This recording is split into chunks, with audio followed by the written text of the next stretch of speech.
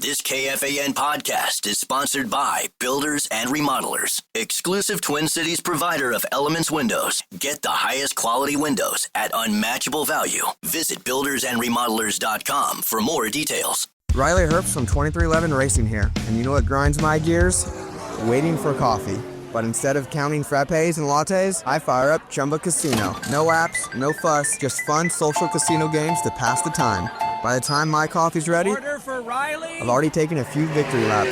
Next time you're stuck waiting, make it entertaining. Play for free at ChumbaCasino.com. Let's Chumba. Sponsored by Chumba Casino. No purchase necessary. VGW Group. Void where prohibited by law. 21 plus. Terms and conditions apply. This is your league that still doesn't get it. Leader Fan Radio Network. What the hell's going on out here? And KFAN.com. 1 minute and 54 seconds past the hour of 3 o'clock Central Daylight Saving Time. We welcome you to a midweek Wednesday edition of the Bumper to Bumper program on a very busy Wednesday show. Kessler in studio at 5:30. Our counter terror and really Middle Eastern, a big knocker. Michael Hurley returns to the show for reasons that should be abundantly clear at this point at 4:30. And in another in-studio guest, John Millea, who is hang him up, so to speak, right? As what was the official MSHSL designation? Title? Yeah, title, whatever. I believe he was the media specialist.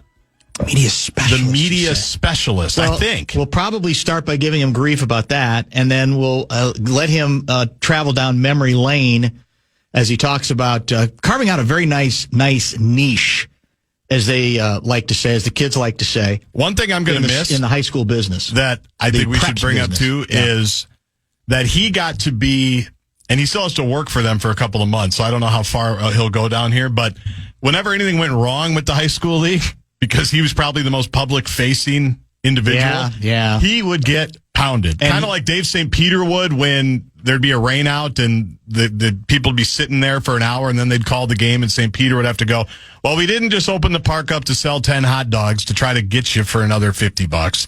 But even worse, in Millea's case, he's called into question on significant decisions that he had nothing to do with. Correct. Right? No power, no influence. He was there to chronicle. He was there to chronicle whatever blunder the MSHSL was involved in at that given moment. But he had no control over those particular issues. So that is a good thing to get into with him as well. So that's the very busy, eclectic, diverse guest audience for today. Bradshaw and Bryant KFAN text line is open at 64686.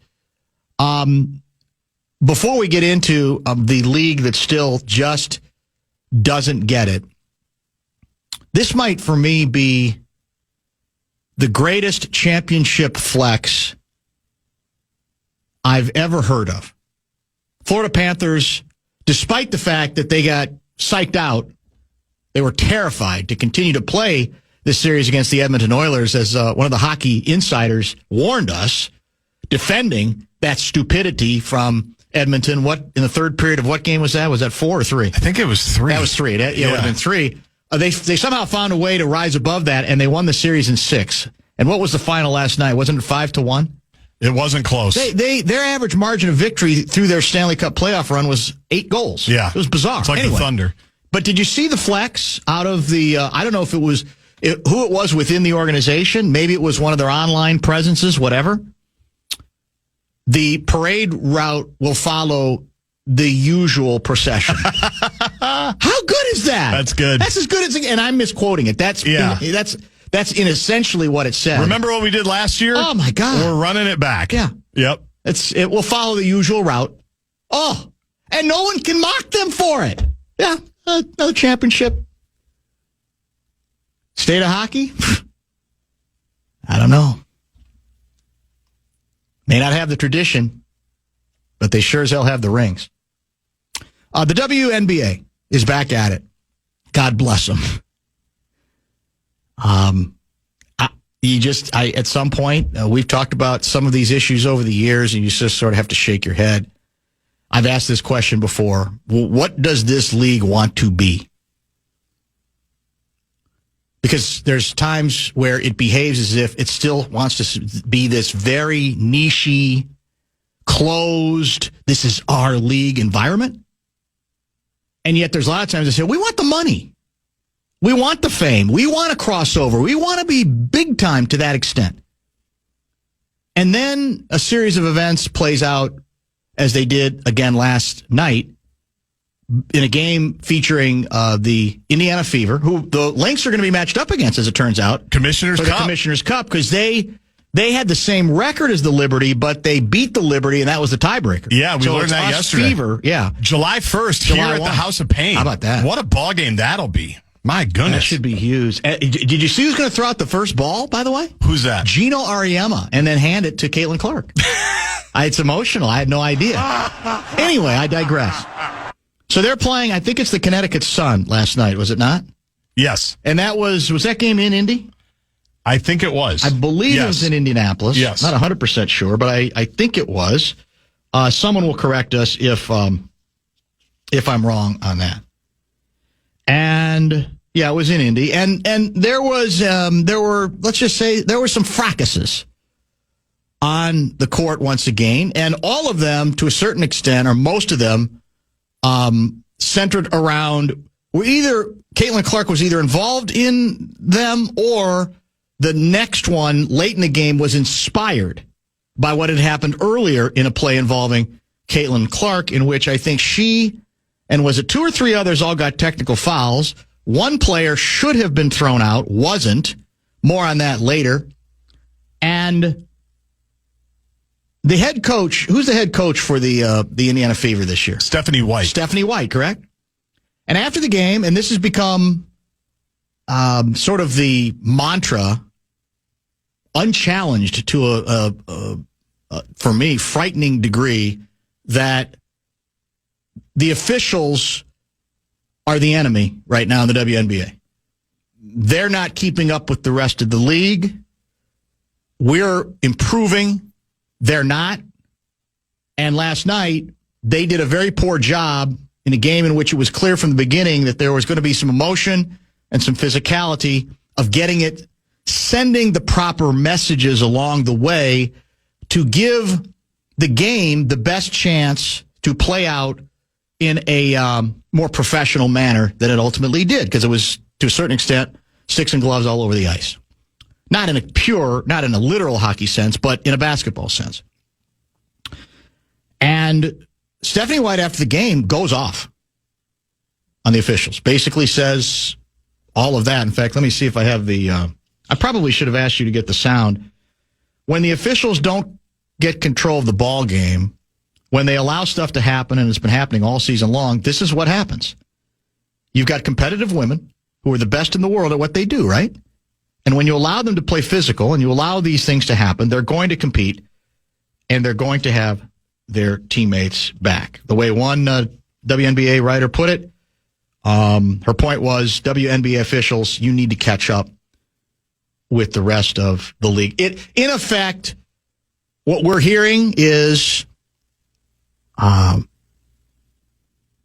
offered up the famous "Do Better, Charlotte" quote? Rick Kamla. In effect, what the battle cry after last night's game is, "Do better, WNBA officials." That's what we're hearing over and over again. And by the way, I'm not here to defend WNBA officials or those particularly who participated in that carnage last night, because we all know, regardless of the sport, often once the train kind of gets derailed, it's too late to step in.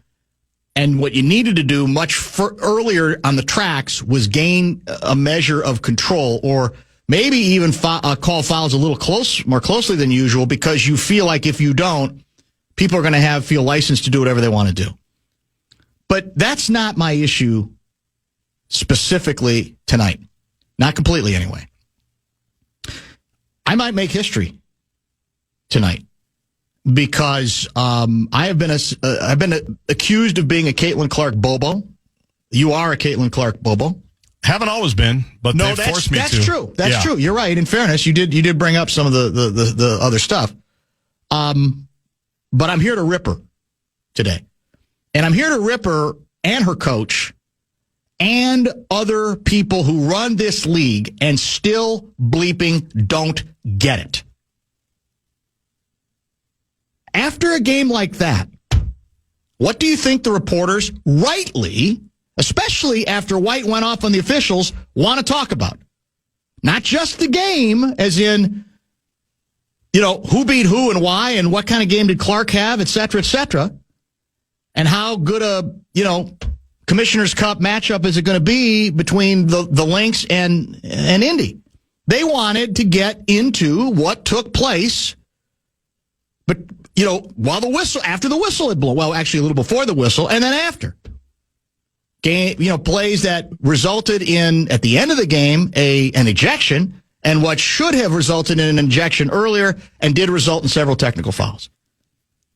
And what did Clark say? Mutter. We're going to talk basketball?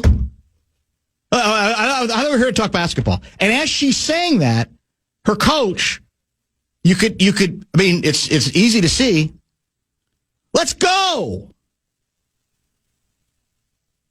I can't be more embarrassed for either one of them than I am. Like, let's go. What are we doing messing around with this stuff?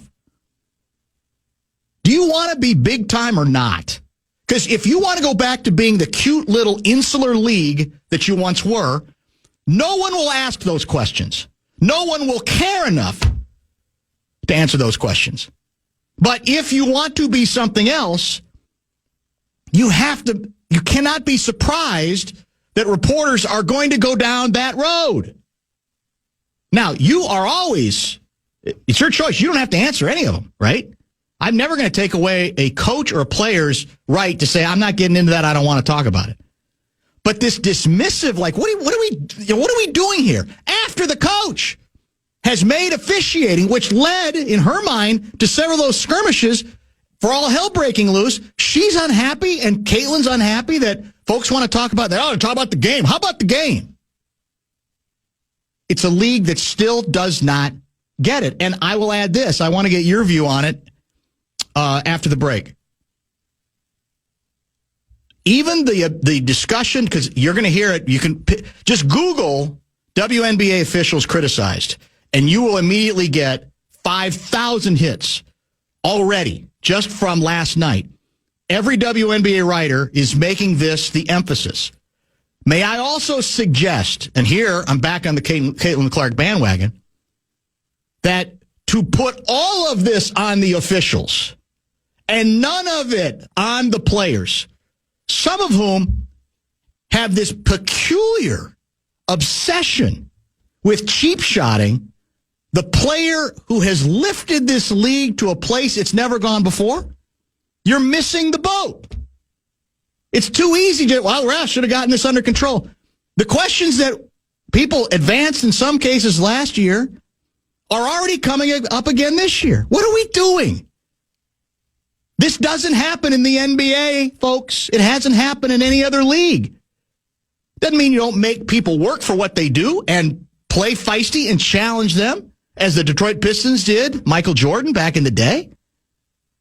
This stuff is so petty and so obvious and so childish, and nobody wins for me going down this road. So on the one hand, I'm ripping Clark. On the other hand, I'm defending her to the point where if you just make this about the officials and from the commissioner on down, if she could take her New York Liberty dress off and just wear something a little bit more neutral, maybe she should be thinking about this out loud and even have the cojones to say, wait a minute, we got some issues here that we need to deal. We got to get to the bottom of what's going on here, because nobody can tell me that what Clark had to deal with again last night is just rough and tough basketball.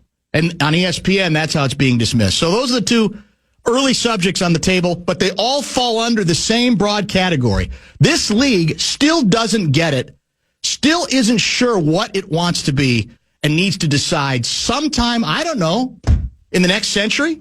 Guardsy will give his response to all this, and we'll get to some texts as well before we get our 3:30 guest And as I mentioned, that is the one and only John Millea. That is coming up. Will you do me a favor? Will you hit the commercial button? Ryan Reynolds here from Mint Mobile. With the price of just about everything going up, we thought we'd bring our prices down. So to help us, we brought in a reverse auctioneer, which is apparently a thing. Mint Mobile Unlimited Premium Wireless. How to get 30, 30, how to get 30, how to get 20, 20, 20, how to get 20, 20, how to get 15, 15, 15, 15, just $15 a month? Sold! Give it a try at mintmobile.com/switch. Upfront payment of $45 for 3-month plan, equivalent to $15 per month required. New customer offer for first 3 months only. Speed slow after 35 gigabytes if network's busy. Taxes and fees extra. See mintmobile.com. Can't.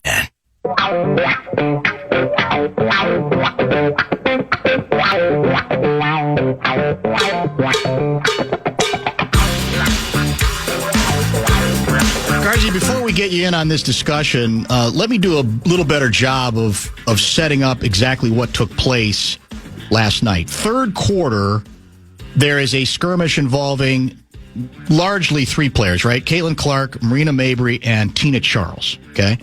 They all earned technical fouls, and Sheldon was, I guess, the fourth player involved in that, J.C. Sheldon. Yep. She earned a flagrant one. She should have been kicked out of the game. The league has acknowledged that today, right? It's been upgraded to a flagrant 2 in Sheldon's case. Is that correct? Yes. Okay.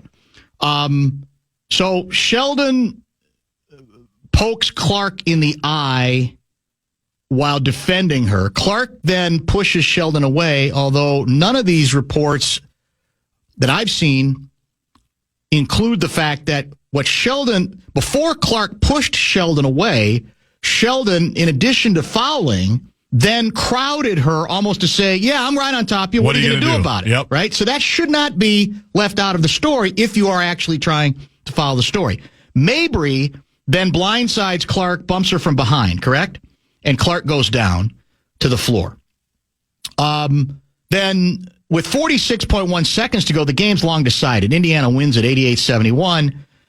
Sophie Cunningham is guarding on a kind of a breakaway situation, one-on-one, the Suns' J.C. Sheldon, and cheap shots her. There's no question about it. Definitely drags her down, drags her down with 2 arms, has no interest in trying to make a play on the ball. There's an altercation that's kind of spills into the baseline stands area as well. Fortunately, I don't think any fans got involved in it. Cunningham gets a flagrant 2, not surprising, and it was viewed as, okay, I'm just going to remind you, we're not going to be accused on this club of not standing up for our teammate. Like last year, as often happened in the case of Caitlin Clark. So that's the background of what we have been talking about and what I have been ranting about. So what did you see, and what do you think? Well, with Sheldon, there's definitely some baggage from the Big Ten days. I think someone texted last night or tweeted me, Sheldon is 0 for 12 against a Caitlin Clark-led team. 0-12. And as you and I have talked about before Caitlin ever even got to the WNBA, where people didn't like her in the Big Ten either, right? Because of the whole scene. Even before she blew up and took the game to completely different heights.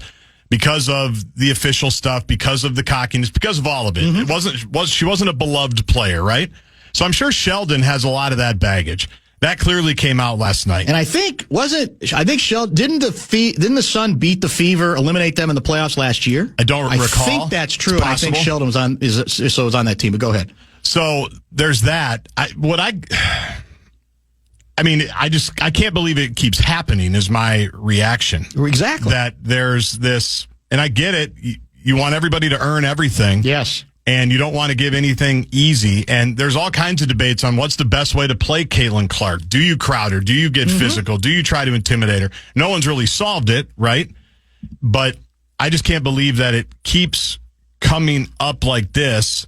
Where it's not normal. No, it really doesn't feel like it. It is not normal basketball discourse. Anybody who says it is, you're lying to yourself. It's not. And I don't think because I mean, unless people are going to show us a bunch of clips about this happening to other players in the W, I just think it's something that she brings out in people and in her own league, and they still can't quite get over it. Now, the fact that all this stuff has to be retroactively charged the right way, I do agree with White and Clark and whoever. Yes. It's ridiculous. Yes. That you can look at that, and it was all reviewed, and go, all right, we're just going to keep everything the way it is. I mean, Mabry should have been kicked out of the game, I would think. No question. So that's what's frustrating. I'm not saying the officials are blameless. No. But I'm saying that's only one component of this thing, because there's no coach in this league. There's no leader. There's no commissioner who is willing to broach the other subject, because it remains in her second year apparently too sensitive. Or there's still too much envy and jealousy. Well, I think that's what it is, which is also strange. But my other reaction was, we talked about this nonstop last year. I thought, given that Caitlin Clark at the time is like 22 years old, that she's basically being asked to comment on everything, right? That people Including are doing to her. Right. Her silence is deafening on that, right? That's right. And last year, I thought she did a remarkable job of staying on the high road every chance that she got, right? And this was daily that she's asked about this, asked about that. What do you think of the reaction to you? What do you think about all of these things? And I thought it was pretty much a perfect game from her last year. And I think trying to respect those that came before, the leagues that came before, the whole deal. My gut after last night, and we've seen some signs of this, Dan, but my gut tells me, I don't know if she on vacation last year when she didn't make the Olympic team, or in the off season as she's just getting ready. She goes, gloves are off this year. Mm-hmm. Like I played the card. I did everything you needed me to do a year ago. But if I'm putting up with this crap again, like, the real Caitlin Clark's coming out. And I feel like she's on a mission now where she's in the I don't give a bleep era. Right. Which I love, by the way, because I'm sure it was. We talked about it all last year. How frustrated must she have been to see all this stuff happen? You even talked about she should just grab her ball and go start another league. And she did everything I thought on the high road a year ago.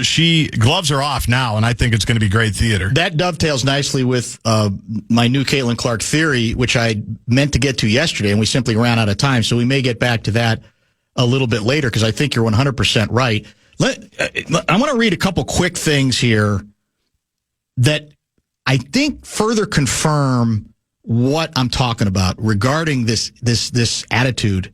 This is from the Washington Post account of the story out of Indianapolis. For pushing down this city's darling, Mabry will never get the hookup at St. Elmo's again. For savagely ambushing the league's sweetheart, parentheses, at least in the eyes of the casuals, Mabry will now receive the Kennedy Carter treatment across social media. How sad is it that, do you see how dismissive the tone is? The tone is, well, the only reason you could really care, if you care that much or you are that impassioned about Caitlin Clark, is you're casual. The real basketball people know she doesn't belong. Does that not capture what I'm talking about? Yeah. I don't know where that comes from. It's almost like we got to make sure that we keep her at arm's length, and almost like she's the other or something. And look, she wasn't the MVP last year, shouldn't have been. But we also know that she represents, especially because of her shooting, one of those players that's just going to capture the attention of people even before she wins a championship. Well, and her passing, just everything. It's not, and the just passing. How she plays. It's not going to. It's not. It happens over and over again. Let me give you another example. Cunningham was lionized on social media for standing up for Clark. Again, to me, there's sarcasm. They're lionized, like, oh, big deal. What exactly did you do? Wilson might be the W's MVP. The W's, I love that. But Clark is the crossover celebrity. If officiating ever allows her to get injured, then the scariest place on earth just might be among the casuals rioting outside the league office. Why are games being moved? I mean, do we have to go back over this? Yeah. I would say it's the opposite of casuals. Exactly. Yeah. It's just so bizarre. But that's that to me, sort of arrogant, pompous, looking down on this whole phenomenon, and on her, meanwhile, taking the money. Right? taking the money while you're dismissing it is this sort of weird... And the charter flights. And charter flights is rather weird, these casuals who sort of brought her to the level of celebrity, almost like you're holding your nose. While, on the other hand, with the other hand around the league, you're taking the cash. Or, as you say, the charters. Or the ability to suddenly move games. It's just, it's a repugnant story to me that I honestly thought late last season, you and I talked about this, I thought it was... People are getting past it. We were in a good place. Out of necessity. Like at some point you go, well, she's good. I mean, she's too good. I mean, what are we going to do? I don't want to look stupid pretending she's not good. But I almost feel like we're reliving it. It's almost like people forgot some of those lessons and we're reliving it a little bit. And then what happens is when I go on a rant like this and others do as well, it's people are too protective of Caitlin Clark, almost like she can't be touched. And so what's the reflexive reaction to that? You go further the other way and say, come on, what's the big deal? That kind of stuff happens all the time. And a lot of the physical play doesn't just involve her. I don't deny that. There may be a reckoning that needs to take place regarding officials. But, I mean, look, watch the tape of this stuff. Come on. And tell me that you see that on a regular basis with pretty much any other player. Let's do this. Let's pause bottom of the hour.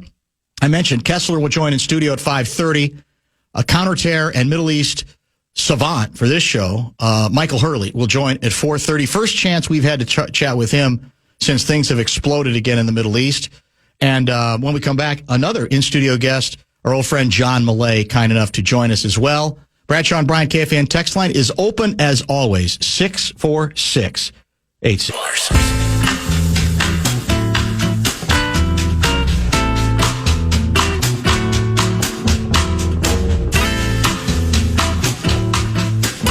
It seems to be in the air. It was just, last week we were congratulating my old buddy Rick Bozich that he was wrapping up his sports writing career, basically 50 years in the business, had been at the Louisville Courier-Journal for many, many years, but then moved on to writing for a website for a TV station out of Louisville. He told us, gave us some of the highlights and the lowlights, including his 48-hour nightmare period as a Star Tribune sports columnist, sitting next to Sid at the Metrodome press box during a Gopher game.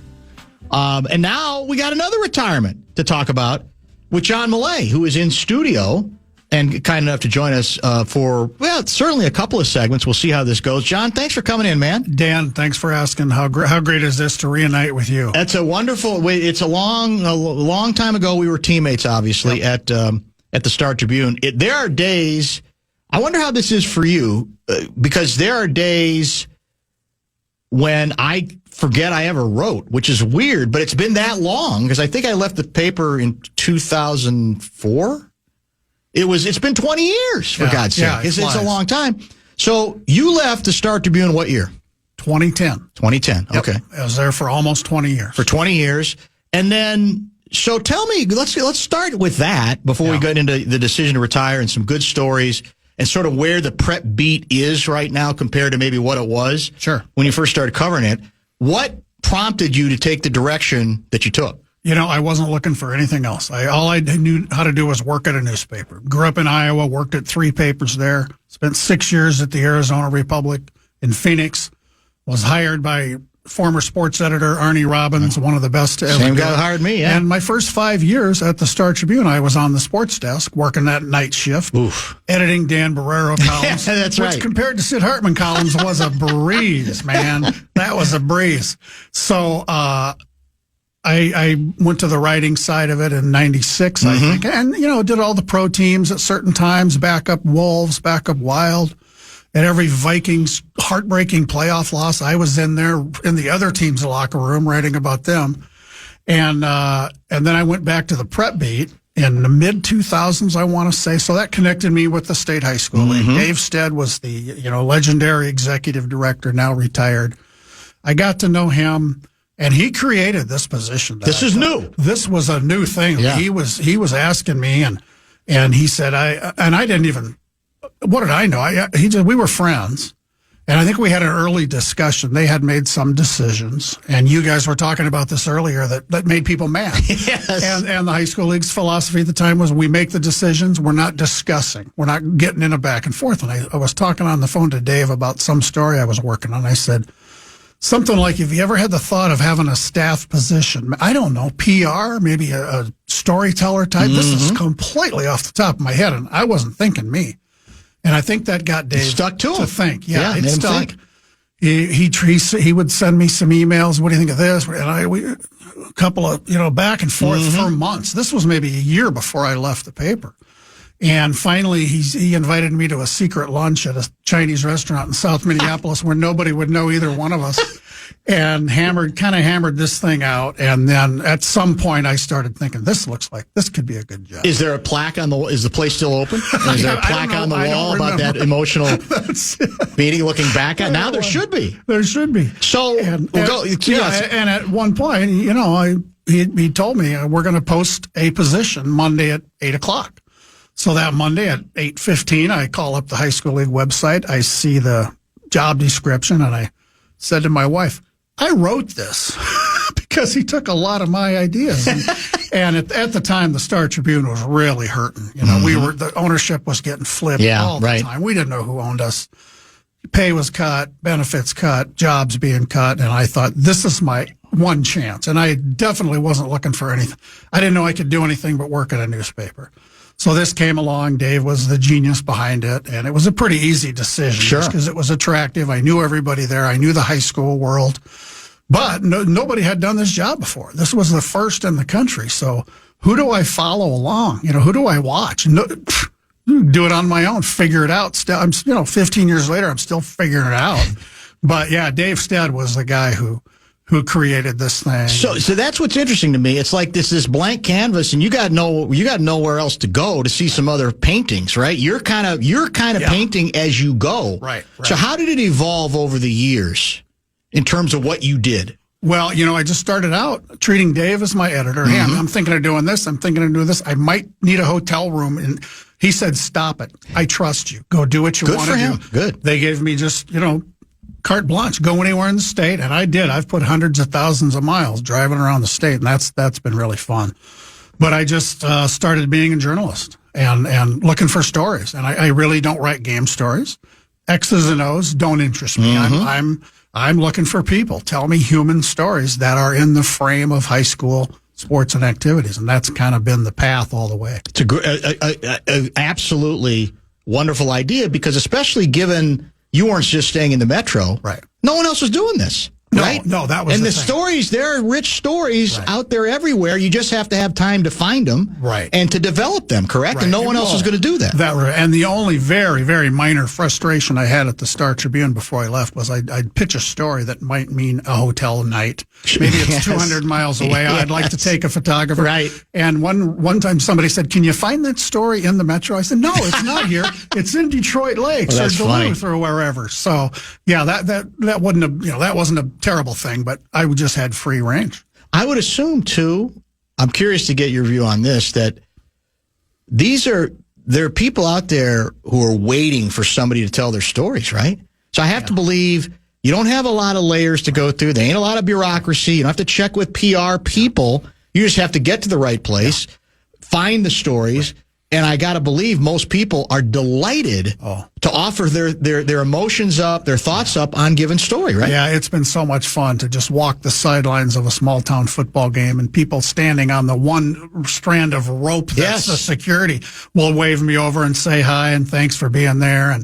And these things, most of them do just come to me. We have regular meetings at the high school league with administrators, and I haven't done this in several years, but I always tell them, I'm convinced there's at least one great story at every high school in the state, and you're probably too close to know it. And that's where a lot of these came from. They would tell me about a golfer who was born with one leg and went to state twice, and just wanted to win a medal, and she did. And just things like that, really unique, family generational stories of the 4 generations who've played football at this little school, whatever it is.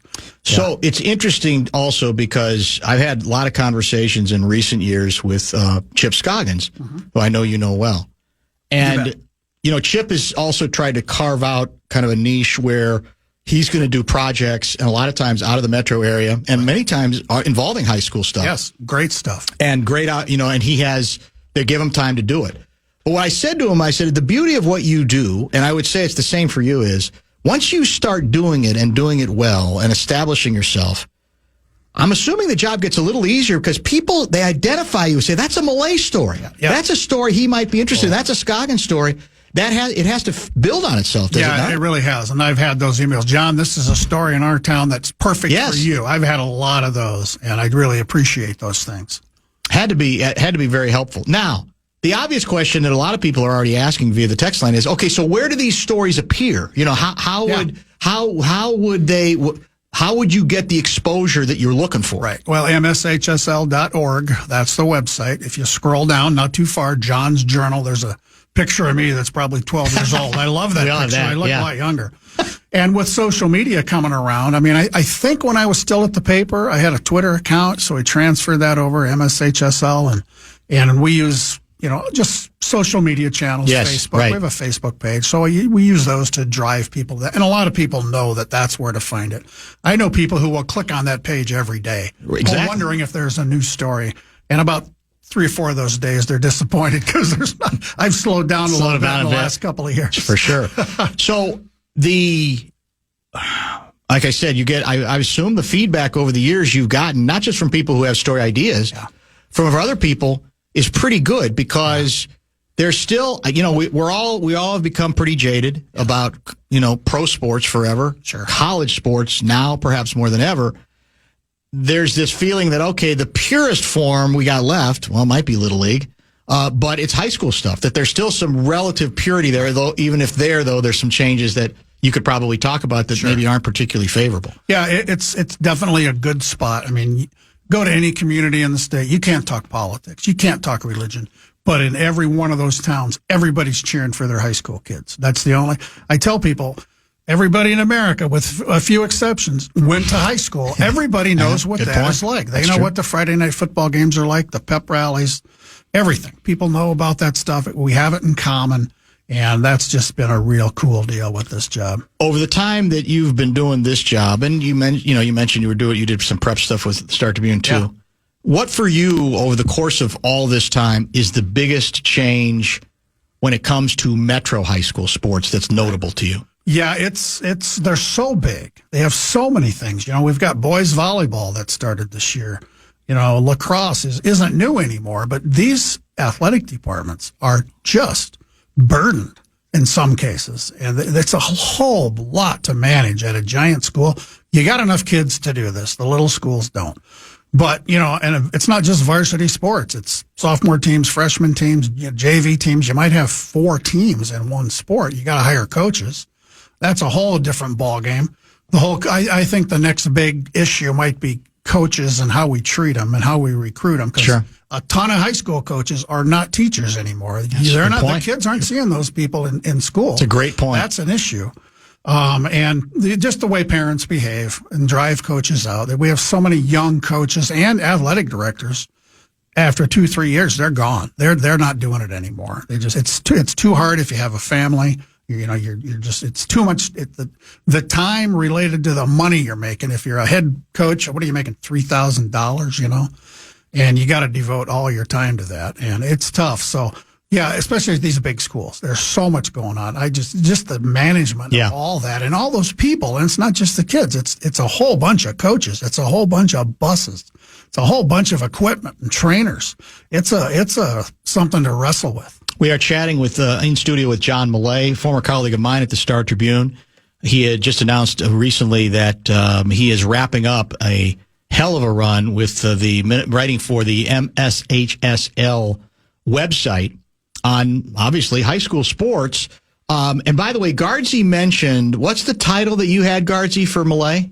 I'm pretty sure it was media specialist. So is that it? Was that that sounds? Did you come up with that title at the Chinese restaurant? Too highfalutin for you, Millea. You seem like a meat and potatoes guy. Say I'm a reporter. I've still never figured out what that means. When Dave Stead wrote the job description at the top, media specialist. I went with it. Yeah. I don't know what that means because people think if you're in the media, here I'll get you a credential. I've never done that.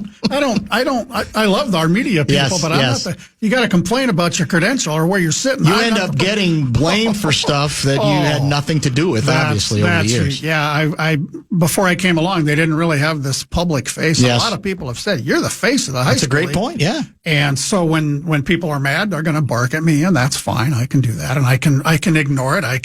I'm really good at the block button, the delete button. I'm really good at that. I haven't had to do it very much, but that's part of the territory. I'm fine with that. You mentioned the blowback from, parents out of control. Yeah.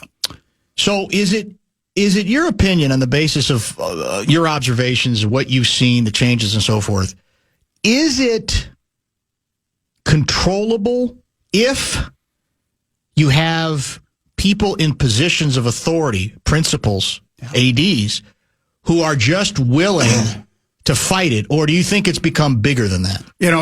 It's handled differently in different places. In some schools around the country, the administrators will be at a sporting event and they've got like a yellow card. And they won't hand out yellow cards. Sometimes they have little kids do it. They'll say, see that guy in the red jacket up there? Go give him this card. And on it says, this is your warning.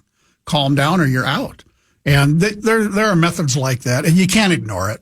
You just can't. You just, and it's adults. Sometimes it's students in the stands. We see that at a lot of state tournaments. Yes, You just gotta, and good administrators keep a handle on it. They just do. I've seen you'd look at a big crowd of male students at the girls' state volleyball. They're just there to cause a ruckus and have fun, Yes. But you'll see an administrator sitting right in the front row, right in the middle of them. And they will ask permission. Mr. Anderson, can we do this chant?